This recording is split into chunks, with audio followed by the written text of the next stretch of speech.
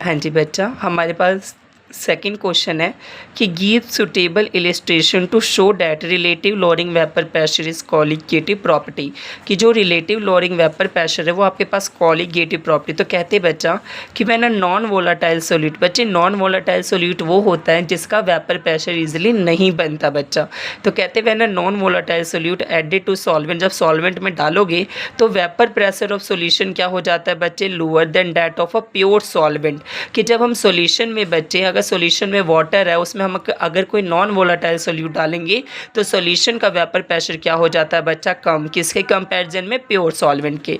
इसका मतलब जो वेपर प्रेशर ऑफ सॉल्यूशन होगा वेपर प्रेशर ऑफ सॉल्वेंट, क्योंकि बच्चे जो सोल्यूट है वो तो कोई वेपर प्रेशर बनाएगा नहीं क्योंकि वो हमारे पास क्या है बच्चा, नॉन वोलाटाइल। इसका मतलब pressure of solution PS equal to pressure of a pure solvent क्या होगा बच्चे आपके पास, A।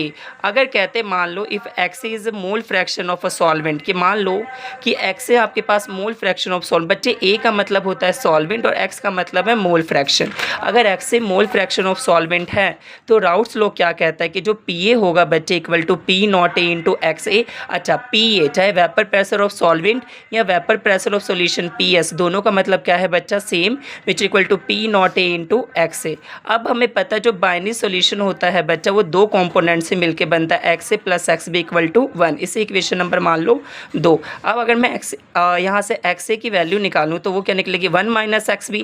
अब ये वैल्यू उठा के कहाँ भर दो बच्चे, फर्स्ट इक्वेशन में, तो आपके पास क्या बनेगी, PS equal to P not A 1 minus XB। चाहे ऐसे लिखो, चाहे बच्चा P नॉट A मल्टीप्लाई में इधर आके क्या हो जाएगा आपके पास, डिवाइड में, इक्वल टू 1 माइनस XB।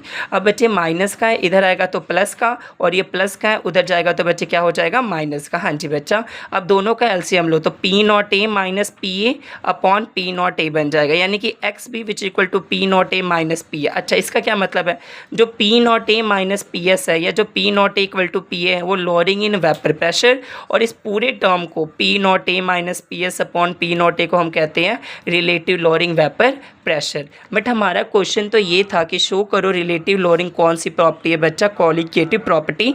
तो फ्रॉम इक्वेशन 4, कि जो ये वाले हमारे पास इक्वेशन है बच्चा, इससे हमें क्या लगा पता, hence from above equation it can be seen that relative lowering vapour pressure depend upon number of mole of solute XB।